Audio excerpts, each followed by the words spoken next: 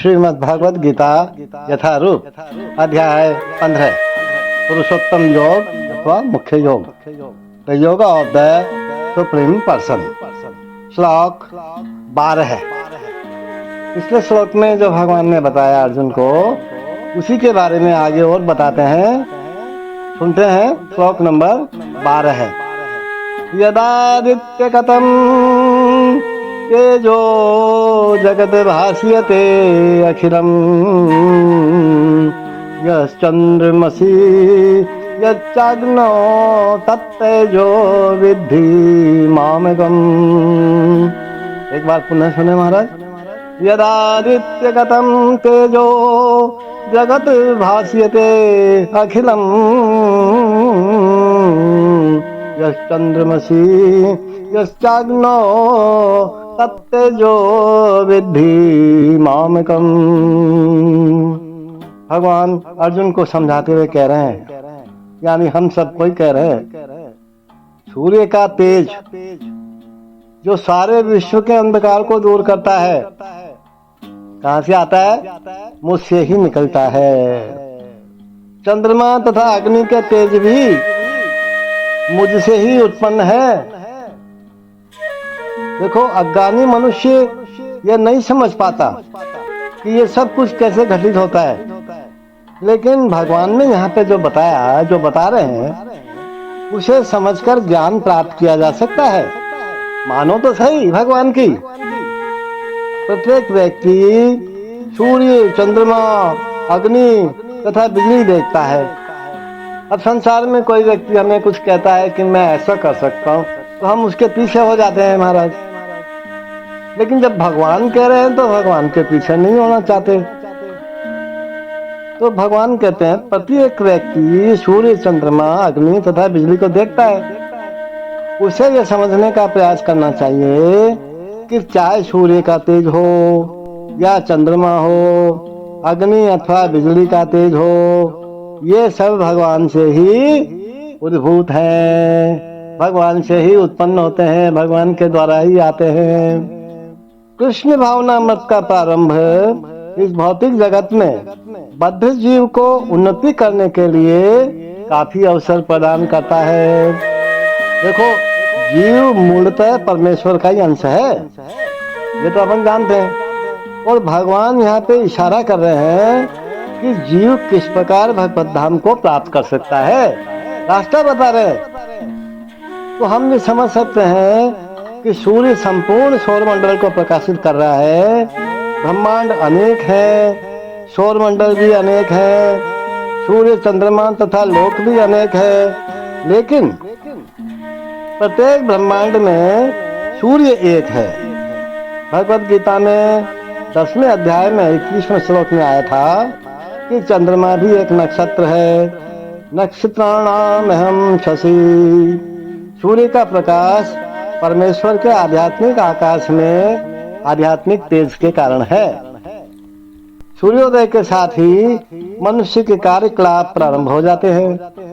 भोजन पकाने के लिए अग्नि जलाते हैं, फैक्ट्री चलाने के लिए अग्नि जलाते हैं, अग्नि की सहायता से अनेक कार्य करते हैं। अतः सूर्योदय, अग्नि तथा चंद्रमा की चांदनी जीवों को अत्यंत सुहावनी लगती है ना, कुछ हमारे काम की है। और उनकी सहायता के बिना कोई जीव रह भी नहीं सकता, ये भी पक्का है। तो यदि मनुष्य ये जान ले कि सूर्य, चंद्रमा तथा अग्नि का प्रकाश तथा तेज भगवान श्री कृष्ण से ही उद्भूत हो रहा है, तो क्या हो जाएगा? उसमें कृष्ण भावनामृत का सूत्रपात हो जाएगा, यानी कृष्ण भावनामृत की शुरुआत हो जाएगी। भगवान के प्रति उसका थोड़ा सा आदर, भगवान के प्रति उसका भक्ति भाव जागृत हो जाएगा। चंद्रमा के प्रकाश से सारी वनस्पतियां पोषित होती हैं, ये तो हम जानते ही हैं। चंद्रमा का प्रकाश इतना आनंदप्रद है कि लोग सरलता से समझ जाते हैं कि यह भगवान कृष्ण की कृपा से ही हो रहा है। उनकी कृपा के बिना न तो सूर्य होगा, न चंद्रमा, न अग्नि, न सूर्य, चंद्रमा तथा अग्नि के बिना हमारा जीवन रहना संभव नहीं है। हमारे जीवन के लिए सब आवश्यक है ना। तो बद्ध जीव में कृष्ण भावना मत जगाने वाले यही विचार हैं। यानी हम ये समझना शुरू कर दें कि ये सब भगवान के द्वारा ही आ रहे हैं, हमको भगवान के द्वारा ही मिल रही है, प्राणवायु भगवान के द्वारा मिल रही है, रोशनी भगवान के द्वारा मिल रही है, तेज भगवान के द्वारा मिल रहा है। तो बस ऐसा समझ लो आप, तो भगवान के प्रति आपकी श्रद्धा अपने आप ही मजबूत होती जाएगी। The splendor of the sun, which dissipates the darkness of this whole world, comes from me. Who says? The Lord says to the Arjuna.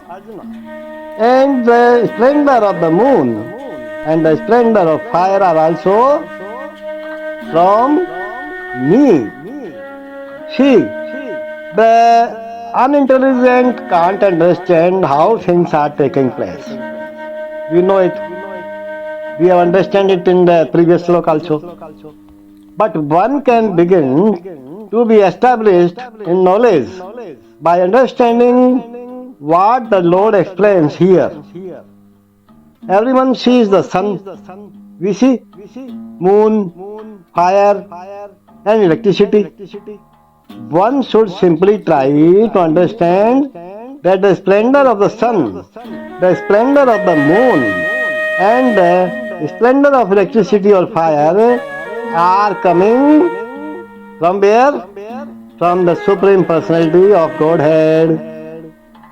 In such a conception of life, the beginning of Krishna consciousness, lies a great deal of advancement for the conditioned soul in this material world.